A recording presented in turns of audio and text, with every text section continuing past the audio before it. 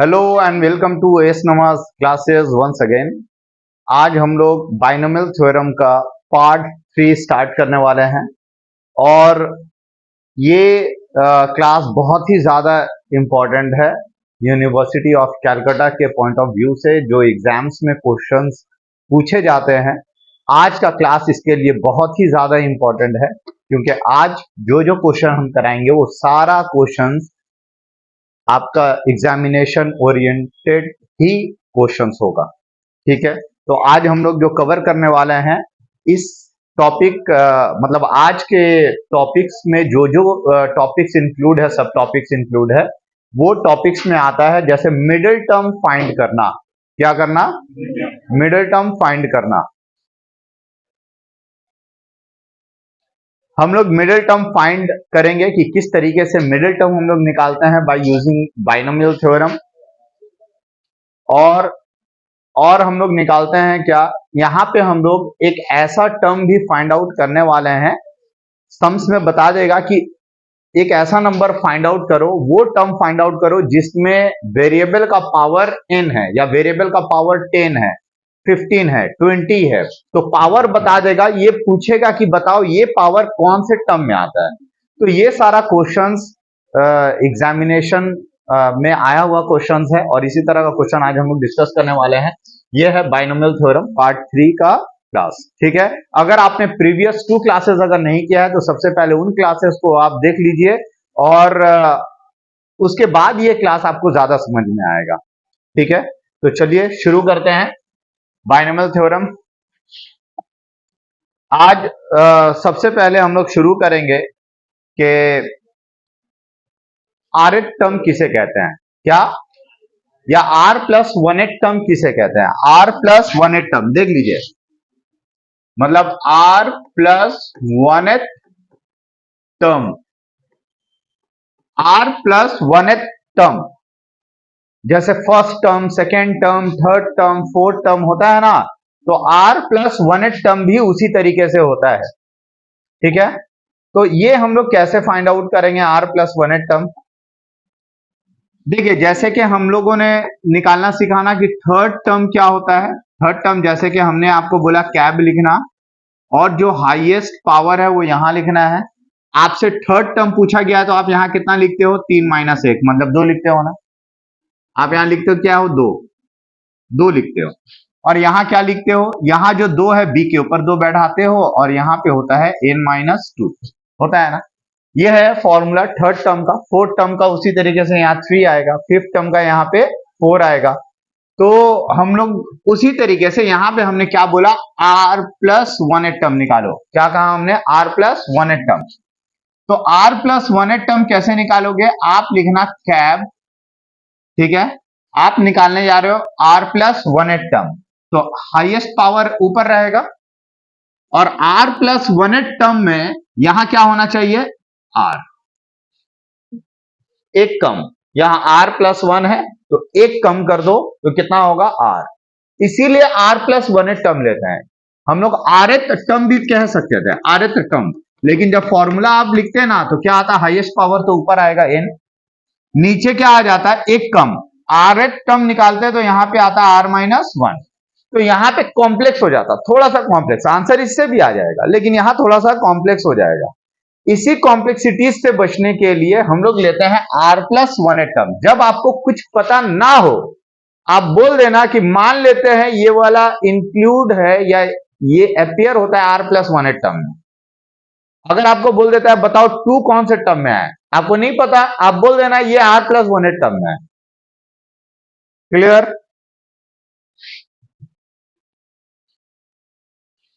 तो r plus one th term का क्या होगा फॉर्मूला, एन सी आर।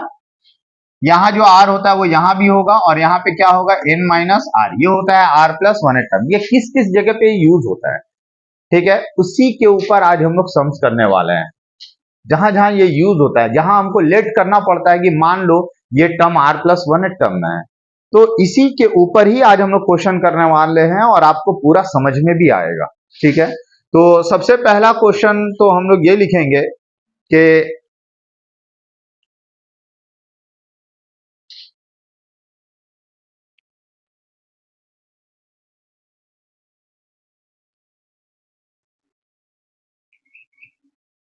कितना नंबर क्वेश्चन तक लास्ट क्लास में हम लोगों ने किया था?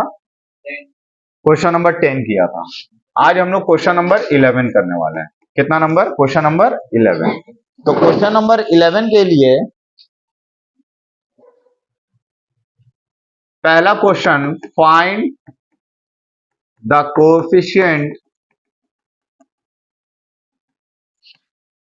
Coefficient of x to the power 8 in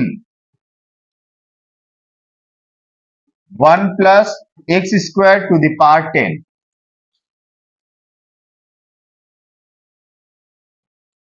question क्या है? आपसे क्या बोला है? Find the coefficient of x to the power 8। x to the power 8 जहां है उसका कोफिशिएंट निकालो। अब आपको तो पता नहीं है x to the power 8 कौन से टर्म में आएगा, है ना? यहां पे हाईएस्ट पावर क्या है? आप बोलिए। यहां हाईएस्ट पावर 10 है ना? ये टर्म का हाईएस्ट पावर क्या है? 10। मतलब ऐसा 10 टर्म होगा, सॉरी 11 टर्म होगा। कितना टर्म होगा? जितना पावर रहता है टर्म उससे एक ज्यादा होता है। मान लो 1 2 3 4 5 6 7 8 9 10 11, तो कुल मिलाकर 11 टर्म होगा। अब इन 11 टर्म्स में से x का पावर 8 कहां अपियर होगा आपको नहीं पता। x का पावर 8 कहां अपियर होगा आपको पता है? नहीं पता ना कि कहां x का पावर 8 आएगा। तो अगर आपको नहीं पता है तो आप मान लेना कि x का power 8 appears in r plus 1 term. Clear? तो हमें वहां पे क्या निकालना है? उसका कोएफिशिएंट निकालना है। क्या निकालना है? उसका कोएफिशिएंट निकालना है। क्लियर? तो कैसे निकालेंगे ये देखो सॉल्यूशन। हम यहां लिखेंगे late x to the power 8 appears in r plus 1th term. कहां अपियर होता है? r plus 1th टर्म में। ठीक है, तो r प्लस 1th टर्म का मतलब होता है कैब हाईएस्ट पावर क्या है? यहां पे देखो 10। आप लिखना ऊपर 10, नीचे क्या आएगा? r, यहां आएगा r, और यहां डिफरेंस आता है 10 माइनस r। क्लियर? इस टर्म में से 10 का क्या आप निकाल सकते हो वैल्यू? नहीं, 10 का वैल्यू आप नहीं निकाल पाओगे, क्योंकि आपको r का वैल्यू पता ही नहीं है। आपको r का वैल्यू नहीं पता, आप इसको वैसा ही लिख दो। जबकि ये कांस्टेंट टर्म है। ये कैसा टर्म है? कांस्टेंट टर्म है। ये कोई नंबर है, फिक्स नंबर जो होता है ना 1 2 3 4, उसी तरीके का कोई नंबर है। यहां पे हमें नहीं पता वो कौन सा नंबर है। ए मतलब फर्स्ट पार्ट कितना है? 1। 1 का पावर क्या होगा? 10 to the power minus r, और 1 का पावर कुछ भी हो उसका वैल्यू क्या होगा? 1 का पावर कुछ भी हो जाए उसका वैल्यू क्या होगा? 1। समझ गए? अगर 1 का पावर नेगेटिव हो जाए तो तब भी 1 ही रहेगा। 1 का पावर अगर नेगेटिव में रहता है, मान लो 1 का पावर -10, तो तुम क्या करोगे? सर आप रूल बताए थे 1 बाई अगर पावर पॉजिटिव में लेना है तो 1 का पावर +10 हो जाएगा। तो 1 ऊपर और 1 का पावर 10 का मतलब 1 ही होता है, वही 1 ही रहेगा। तो 1 का पावर कुछ भी रहता है तो वैल्यू क्या आता है? 1 ही रहता है। अभी हम थोड़ा देर पहले इसको करेंगे, थोड़ा देर बात करेंगे एक्चुअली, थोड़ा देर अब ये देखो, ये हो गया एक्स स्क्वायर, बी हो गया क्या? एक्स स्क्वायर, और इसके ऊपर पावर क्या है? r। क्लियर? अब सुनिए, इधर सुनिए आप। हमें ये बोला है, अच्छा ये जो है ना 10 इंटू 1 का पावर कुछ भी रहने से वो 1 ही रहेगा। x का पावर क्या हो रहा है यहाँ पे? 2r। x का पावर क्या आया? इसका मतलब हमने क्या लेट माना था? बोलो, हमने क्या लेट माना था? हमने ये माना था ना कि r प्लस 1 टर्म में, मतलब ये टर्म में x का पावर क्या है? हमने ये माना था, हमने ये माना था कि इसी टर्म में x का पावर 8 मौजूद है। तो ये टर्म आ गया, इसको और सॉल्व नहीं किया जा सकता है। आप x को एकदम अलग कर दिए ना, तो हमने क्या माना था कि यहां x का जो पावर है वो कितना है? इस टर्म में x का पावर कितना है? हमने ये माना था, उसके अकॉर्डिंगली हमारा ये आंसर आया ना। तो इसका मतलब इसका मतलब यह है कि यहां जो x का जो वैल्यू दिख रहा है ना, जो x वाला पार्ट है, यहां पे x का पावर क्या है, 8 है। तो नाउ x का power 2r must be equal to x का पावर 8।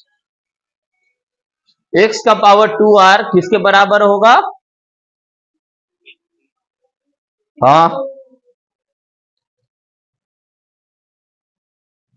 नहीं समझे आप? हमने ये माना था कि x का पावर 8 कहां अपियर होता है? r प्लस 1 टर्म में। हमने ये माना था x का पावर 8 कहां अपियर होता है? r प्लस 1 टर्म में। तो मेरे अकॉर्डिंगली r प्लस 1 टर्म तो आ गया, तो इसका मतलब यहां x का पावर क्या होगा? 8। तो इसका मतलब ये जो दिख रहा है, this must be equal to 8 का x का पावर 8। अब आपको इंडिसेस का रूल याद होगा, when bases are equal powers are also equal. तो व्हेन बेसेस आर, आपको याद रहेगा, when bases are equal powers are also equal. अगर बेस इक्वल होता है तो पावर भी इक्वल होता है, तो therefore 2x is equal to क्या हो गया? 8। क्लियर? 2 1 जा 2, 2 4 जा 8। तो देयरफॉर r इक्वल्स टू क्या आया? r क्या आ गया? मतलब r का वैल्यू 4 आया। देखो 4 दूना 8, x का पावर 8 आया। तो इसका मतलब आपको तो कोएफिशिएंट निकालने बोला था ना, आपको क्या निकालने बोला? आपको वेरिएबल थोड़ी ना निकालने बोला। वेरिएबल तो सम्स में आपको पहले से पता था, x का पावर 8, यहां कहीं ना कहीं x का पावर 8 है, लेकिन जहां x का पावर 8 है उसका कोएफिशिएंट निकाल के बताइए ना।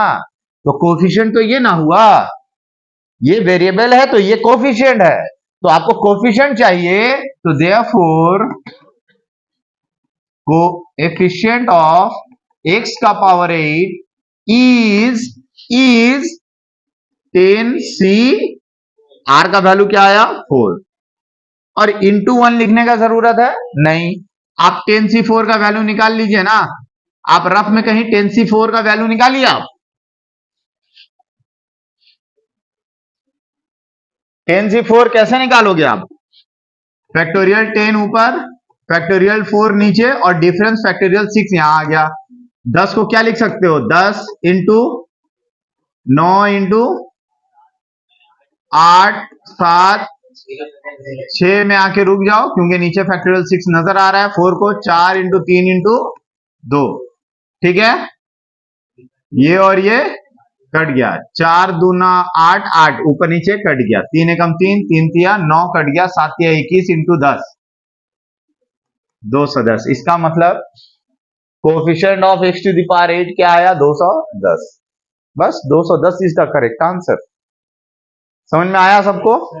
कितना इजी है ये क्वेश्चन, आता है, ये सारा एग्जाम्स ओरिएंटेड क्वेश्चन है। चलिए हम लोग करते हैं, हम नेक्स्ट क्वेश्चन करते हैं। आप लोग जब तक इसको कॉपी कीजिए, फटाफट कॉपी करो।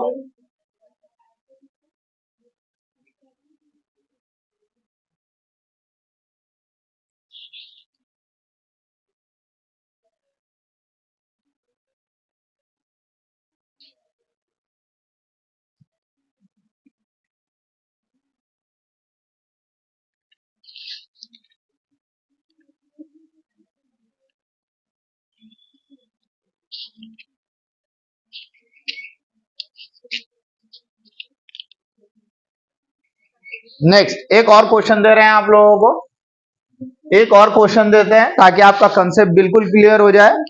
Determine the coefficient of, question number 12 होगा ना, डिटरमाइन द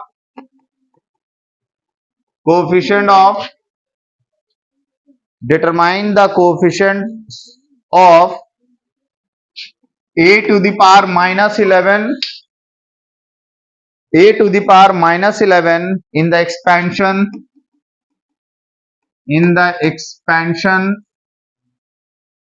of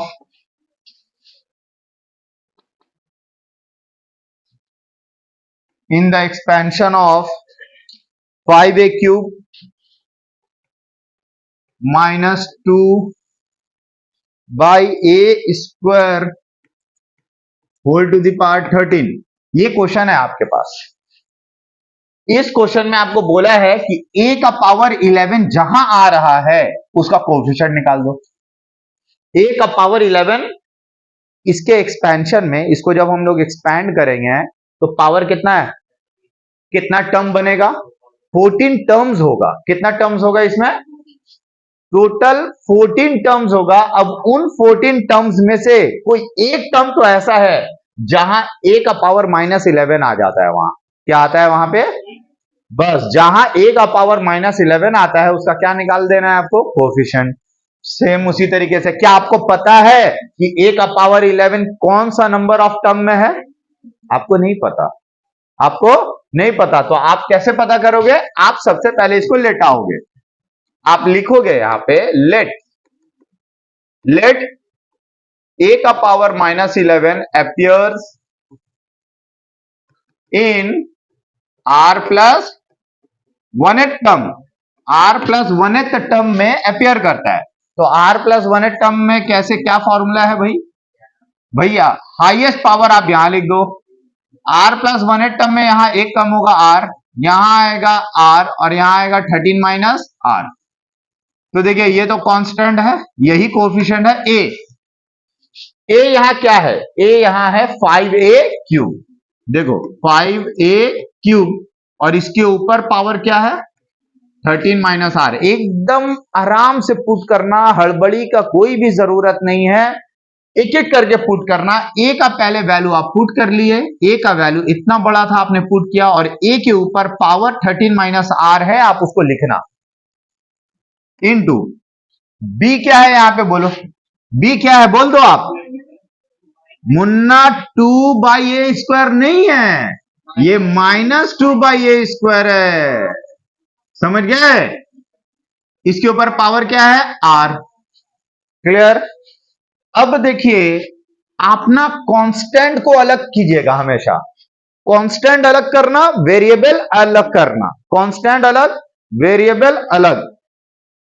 लिखना नहीं है अभी, लिखना नहीं है, आप गौर करो यहां पे, सिर्फ गौर करो, देखो, देखोगे आप सीख जाओगे, है ना। उसके बाद खुद से बैठ के करो, आधा घंटा मेरे वीडियो के बाद आप टाइम दो, ठीक है, मेरे क्लास के बाद आधा घंटा टाइम दो, यहां पे आप यहीं पे बैठकर पूरा कंप्लीट करके जाओ। अभी सिर्फ देखो, अच्छे से देखो कैसे हो रहा है, ठीक है। ये तो कांस्टेंट है, पता चल रहा है आपको। यहां से ना कांस्टेंट अलग करना है, वेरिएबल अलग करना है, क्योंकि वेरिएबल छोड़ के सारा कांस्टेंट ही तो कोएफिशिएंट होगा। कोएफिशिएंट सारा कांस्टेंट टर्म होता है। क्या टर्म होता है, जो भी कांस्टेंट, देखो यहां कांस्टेंट नजर आ रहा है, यहां ये कांस्टेंट नजर आ रहा है, सबको अलग करो। होता है ना, दूध का दूध, पानी का पानी, दूध अलग करो, पानी अलग करो, कैसे करोगे, प्रोसेस है उसका, देखो कैसे बताते हैं। यहां सारा दूध अलग करना है, पानी अलग करना है, ठीक है। इधर देखो, ध्यान दो, ध्यान दो आप यहां पे ये देखो, ये देखो मुन्ना, देखो यहां पे 5 का पावर क्या हो गया 13 minus r, clear, clear, into देखो 5 के ऊपर भी ये पावर है और एक क्यूब के ऊपर भी पावर है, एक क्यूब के ऊपर भी पावर 13 माइनस r ही है, इनटू -2 का पावर r, ये कैसा आ रहा है, ये -2 का पावर r इंटू, अच्छा, डिवाइडेड बाई a का पावर 2r, मतलब ये r दोनों के साथ ले लिया हमने। अब देखो कांस्टेंट में क्या क्या आया, 13cr, ये भी कांस्टेंट है ना, 5 का पावर 13 माइनस r और कांस्टेंट है, हाँ ये भी कांस्टेंट है, -2 का पावर r। तो यहां बच गया क्या,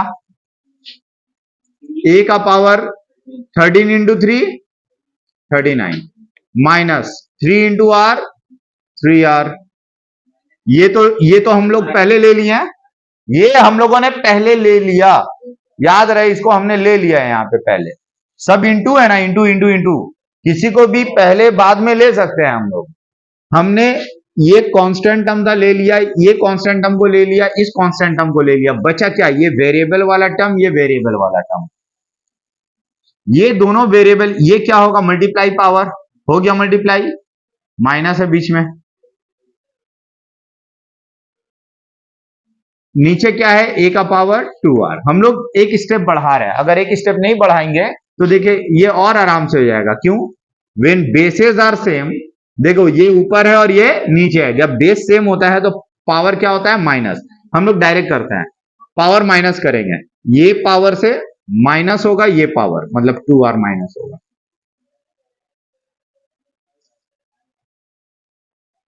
क्लियर है? तो ऐसा करने पे देखिए ये कांस्टेंट -2 का पावर r कांस्टेंट, और ये वेरिएबल a का पावर 39 -5r। अब देखो ये पूरा का पूरा कोफिशिएंट है और यहाँ a का पावर 39 -5r है। हमें क्या बोला था कि a का पावर -11 जिसमें है उसका कोफिशिएंट निकालो, तो हमें नहीं मालूम था कि a का पावर -11 कौन से टर्म में आने वाला है।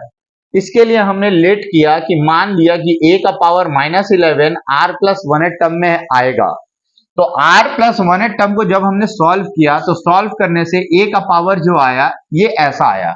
तो हमने तो यही ना माना था कि इसी टर्म में a का पावर -11 है, हमने माना था ना कि इसी टर्म में a का पावर -11 है। तो हम लोग क्या कर सकते हैं इसे, तो देयरफॉर a का power 39 -5r, this must be equal to a का पावर -11।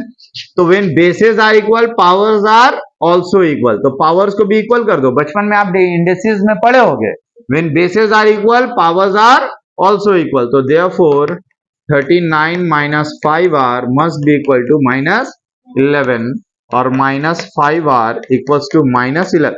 ये +39 इधर आके क्या हो गया? -39।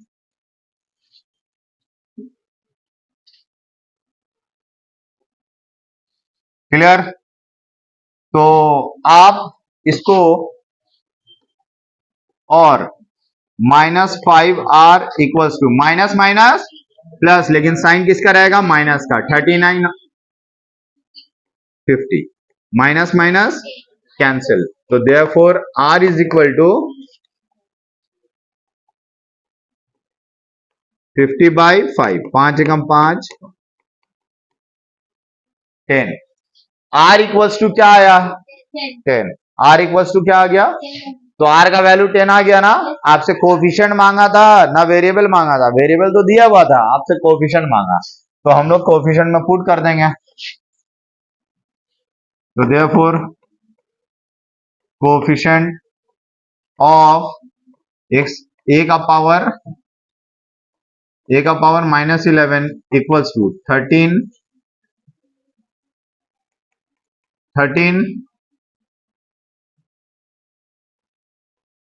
c। r का वैल्यू क्या आया? 10, तो यहां क्या लिखोगे? 10 इंटू 5 का पावर 13 माइनस 10 इंटू -2 का पावर 10। 13c10 का वैल्यू क्या होगा? 13c10 का वैल्यू आप लोग निकालो, कितना आया? 260 इंटू ये 5 का पावर 13 माइनस 10 क्या है? 3। 5 का पावर 3 है ये, तो ये होगा 125 और माइनस का पावर इवन है। माइनस का पावर क्या है? इवन, तो माइनस माइनस वो प्लस हो जाना है, माइनस में वो नहीं रहेगा। याद रहे, अगर यहां ऑड रहता तो इसका आंसर माइनस में आएगा और माइनस पहले ले लोगे। कोई भी नंबर मल्टीप्लाई होगा, ये इससे मल्टीप्लाई, ये इससे मल्टीप्लाई। सुनो ना, यहां अगर -2 का पावर 11 रहता ना, तो पावर किस में रहता? ऑड, तो माइनस का माइनस ही रह जाता, समझे? लेकिन यहां पे क्या है? माइनस है, -2, इसका पावर क्या है? इवन। इवन होने से ना जोड़ा मिल गया, जोड़ा होने का मतलब है माइनस माइनस क्या हो गया? प्लस, तो माइनस साइन हट जाएगा, माइनस साइन हट जाएगा, तो क्या होगा?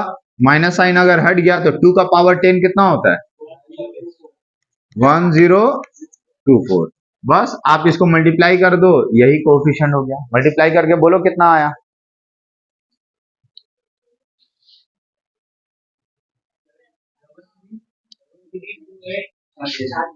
3328 ऐसा वाला। तो this is the coefficient of a का पावर -11। क्लियर है ना? आसान, बिल्कुल इजी है ना? चलिए अब हम लोग ना एक और क्वेश्चन हम लोग करते हैं। ये आप लोग होमवर्क करना, एक क्वेश्चन हम दे रहे हैं, ये आप होमवर्क करना।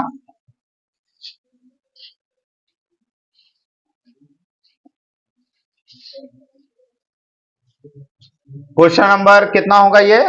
13। फाइंड कोफिशिएंट ऑफ,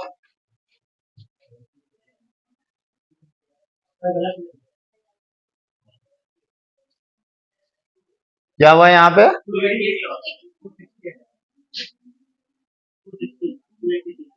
286 मल्टीप्लाई करो, मल्टीप्लाई करके लिख लेना तुम लोग। अब सुनो यहाँ पे, find coefficient of x to the power 4 in expansion of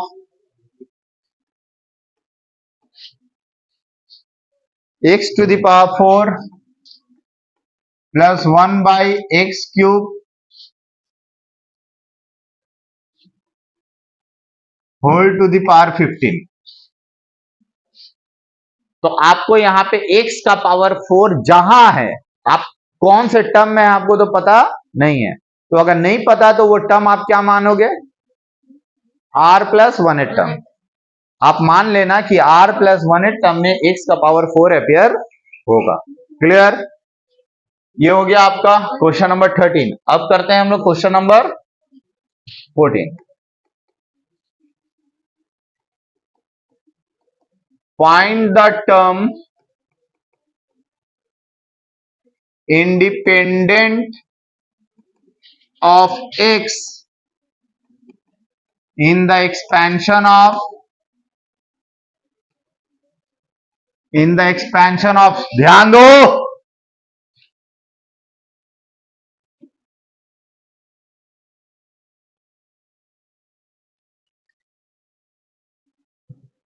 in the expansion of x minus 2 by x square, x minus 2 by x square whole to the power 15। x minus 2 by x square whole to the power 15, ये question है हमारा। लेकिन यहां सवाल क्या है? Find the term, वो term ढूंढो इंडिपेंडेंट ऑफ एक्स। इंडिपेंडेंट का मतलब आजाद, इंडिपेंडेंट मतलब आजाद हो एक्स से, वो टर्म ढूंढो जो एक्स से आजाद हो। तो भैया एक्स से आजाद का मतलब होता है एक्स टू द पावर 0। वो टर्म जो इंडिपेंडेंट ऑफ एक्स होगा, इसका मतलब वहां एक्स का पावर क्या होगा? 0। ठीक है, एक्स का पावर 0। तो आपको क्या मालूम है कि कौन से टर्म में एक्स का पावर 0 आएगा? नहीं पता। अगर नहीं पता तो आप कौन सा टर्म मानोगे? r plus 1 term. जो नहीं पता आप r प्लस 1 टर्म मान लिया करो। ठीक है,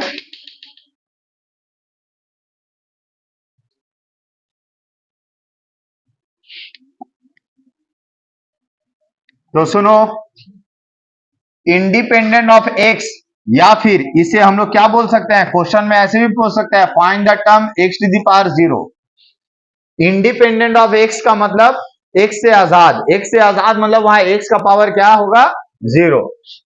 तो हमें नहीं मालूम है, तो लेट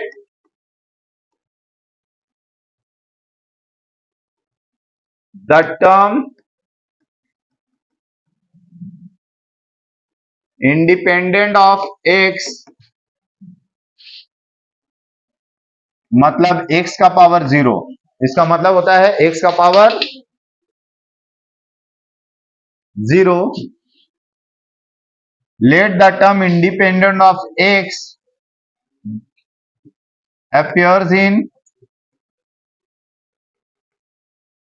r plus 1 टर्म। तो therefore r plus 1th term कैसे निकालोगे? कैब। हाईएस्ट पावर क्या नजर आ रहा है आपको, बोलो? 15। यहां आर, यहां भी आर, यहां 15 माइनस आर। ठीक है, ये तो कोई कांस्टेंट टर्म है। ए मतलब पहला टर्म कौन सा है? एक्स। एक्स का power 15 minus r into b, यहां क्या है बोलो? -2/x² to the power r. Clear? अब देखिए, आपका आपके लिए ये काम है कि जो वेरिएबल है उसको एक तरफ लिखना है और जो कांस्टेंट है उसको एक तरफ।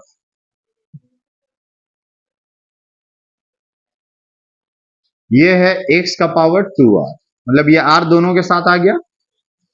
एक और स्टेप हम लोग ले लेते हैं ताकि समझने में आसानी हो। x का पावर 15 माइनस आर इंटू, सुनिए, कांस्टेंट आप एक जगह लीजिए, ये कांस्टेंट है ना, आप ये लिख सकते हो -2 का पावर r इंटू, ये ऊपर और नीचे है, मतलब पावर जो होगा क्या होगा? माइनस, मतलब when bases are same powers are subtracted. तो x 15 माइनस आर ऊपर और इससे माइनस होगा -2r।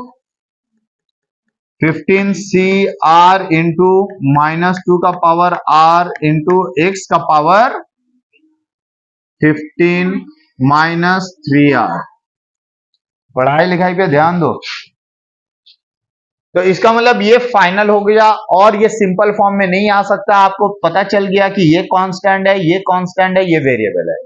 तो ये जो टर्म आया, इस टर्म में आपने क्या माना था कि इसी टर्म में x का पावर क्या है? 0, मतलब इंडिपेंडेंट ऑफ x। ठीक है, तो नाउ x का power 15 minus 3r must be equals to what? x का power 0। When bases are equal, powers are also equal. 15 minus 3r equals to 0 or minus 3r equals to -15. Minus minus will be cancelled out. R equals to 15 by 3. So 5 is the correct answer. And you need to calculate what? Coefficient. Coefficient निकालना है आपको। तो find the term independent of x. Sorry, आपको term निकालना है। क्या निकालना है? टर्म निकालना है। वो टर्म का वैल्यू निकालना है। क्या निकालना है आपको? Find the term. यहां पे कोफिशिएंट नहीं निकालना है। आपको अगर बोल देता कोफिशिएंट निकालो तो आप जस्ट कोफिशिएंट का वैल्यू निकाल लेते। ये आपको कोफिशिएंट नहीं बोला है, आपको क्या बोला है? Find the term. अगर टर्म बोला है तो वो टर्म कौन सा है? ये है, ये पूरा टर्म है। क्या है? ये पूरा टर्म है। ठीक है, तो वो 6th टर्म आया। कौन सा टर्म आया? 6th term. ठीक है, कौन सा वैल्यू आया? वो 6th टर्म नहीं आया। 6th टर्म, आर का वैल्यू क्या आया? 5। 5 + 1 6th टर्म। तो 6th टर्म कितना आएगा? बस आप यहां पुट कर दो, बस यही पुट कर देना है आपको। ठीक है, तो वो टर्म ढूंढना है आपको, बस टर्म में आप लिख दो, वैल्यू पुट कर दो टर्म में।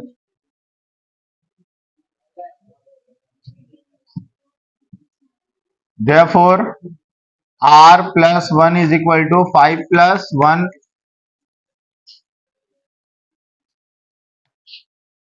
6th term. तो 6th टर्म का वैल्यू क्या होगा? ऐसे मत लिखो। Therefore, r plus 1th term equals to 5 plus 1th term, मतलब 6th टर्म। तो नंबर ऑफ टर्म निकला 6 टर्म। तो 6 टर्म का वैल्यू क्या होगा? तो देयरफॉर 6 टर्म जो है, यही ना है 6 टर्म, तो आप यहां पुट कर दो 15 सी, आर का वैल्यू क्या आया? 5 इंटू -2, इसका पावर क्या होगा? 5 इंटू, ये तो x का पावर 0 ही आने वाला है।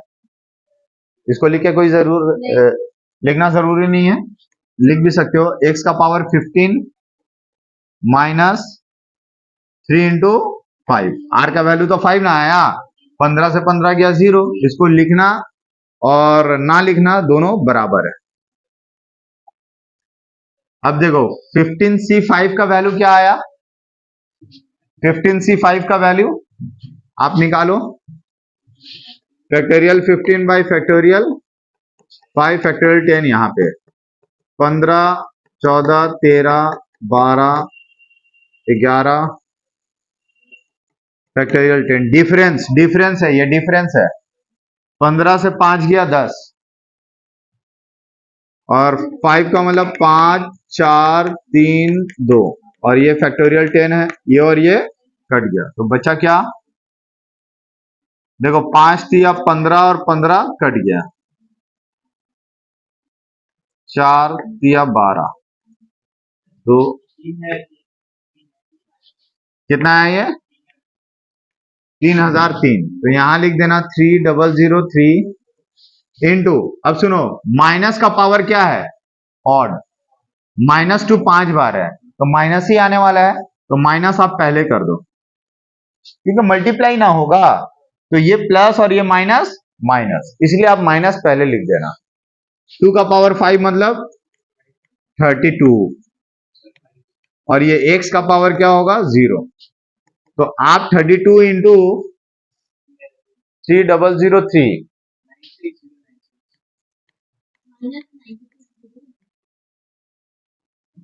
Anything to the power 0 equals to 1, ये 1 हो गया, 1 into this will be this, तो ये आ गया आपका कोएफिशिएंट, ये क्या आ गया आपका कोएफिशिएंट। क्लियर है, समझ पाए, तो ये था आपका independent of x.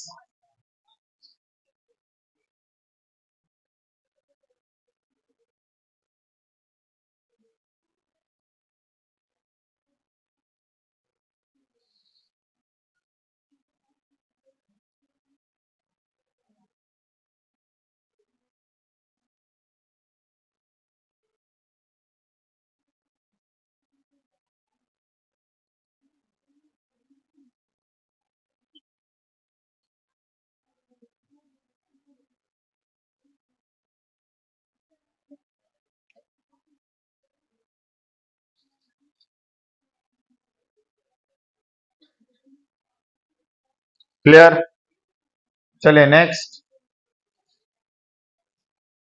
Question number कितना होगा,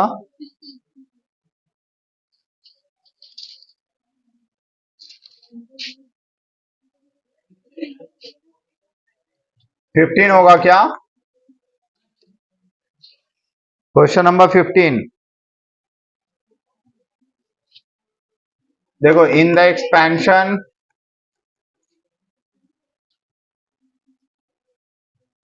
in the expansion 3x minus 1 by x square to the power 15, find the term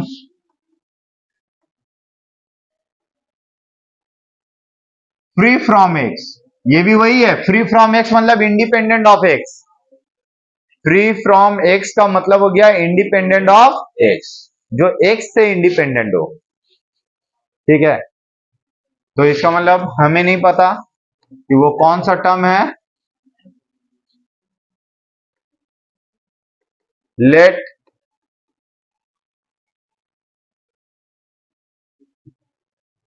the term independent of x appears in r plus 1th term, मान लेते हैं वो r plus 1th टर्म में appear हो रहा है, ठीक है,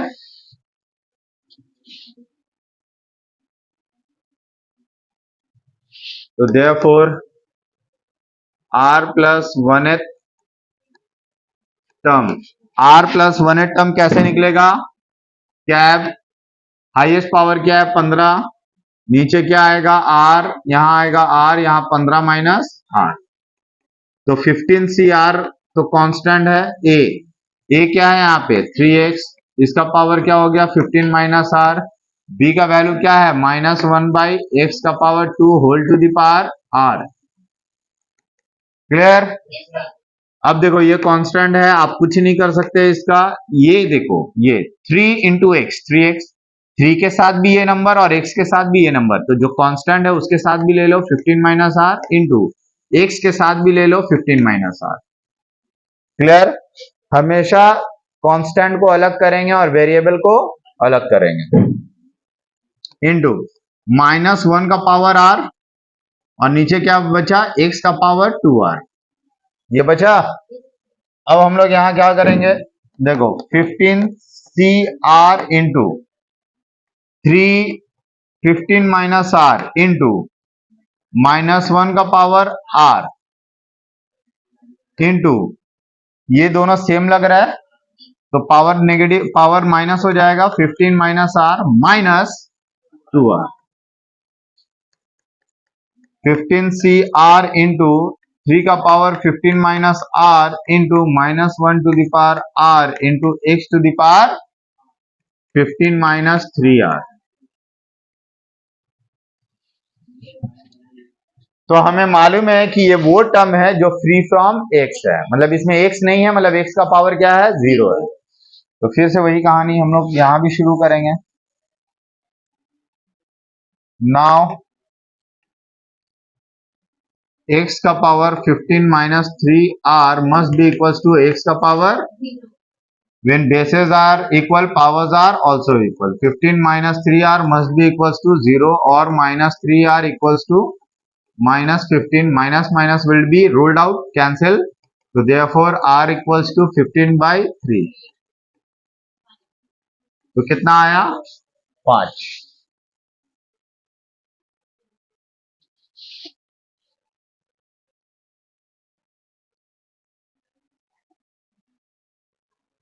क्लियर है?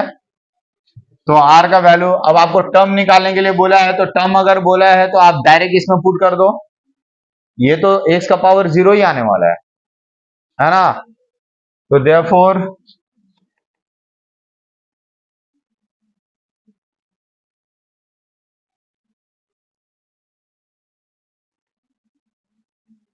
द टर्म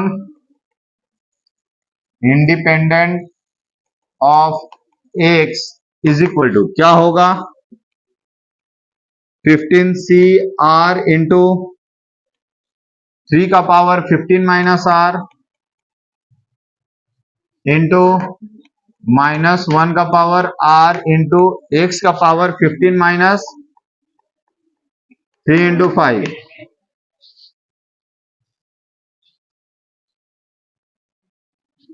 अब देखो 15 CR का वैल्यू क्या लिखोगे, 5, 3, 15 माइनस 5 इंटू -1 का पावर 5 और यहाँ x का पावर 15 माइनस 15 0, इसका तो 1 ही हो जाएगा, है ना। आप डायरेक्ट यहाँ 1 लिख दो, ठीक है।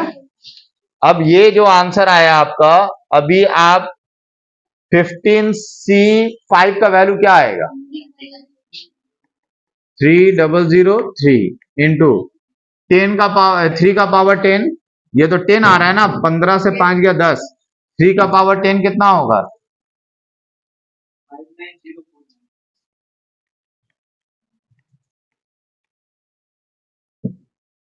-1 का पावर 5 है, तो -1 का पावर 5 है तो -1 ही आएगा, तो -1 से मल्टीप्लाई होगा तो पहले क्या आएगा, माइनस, हमने पहले माइनस ले लिया। अब आप इसको मल्टीप्लाई कर लो, माइनस कितना आ रहा है, तुमको कैलकुलेटर से करना है और आंसर देगा उसमें, बस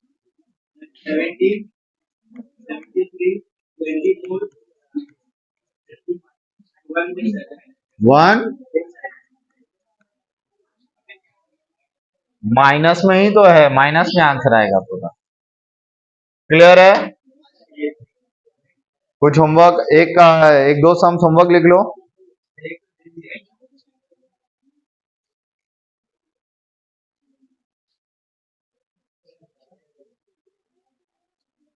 इंडिपेंडेंट ऑफ एक्स का और आप लोगों को होमवर्क दिए क्या?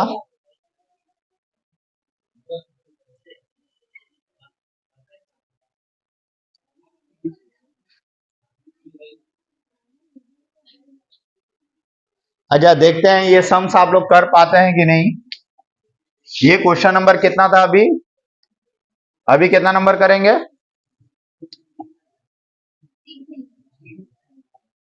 ये 15 था ना। Question number 16,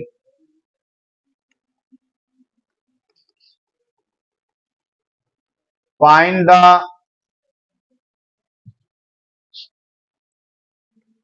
term free from x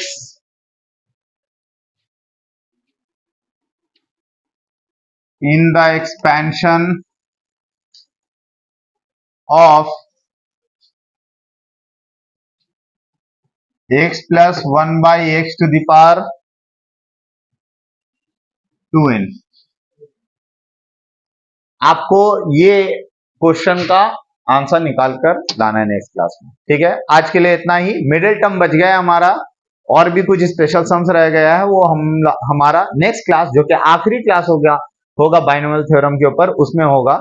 आपको ये वीडियो कैसा लगा? अगर आपके काम का आया है तो आप प्लीज इसे लाइक करके शेयर करें, ठीक है, और अपना वैल्यूएबल कमेंट हमें जरूर दें। मिलते हैं हम लोग नेक्स्ट क्लास में, तब तक के लिए गुड बाय।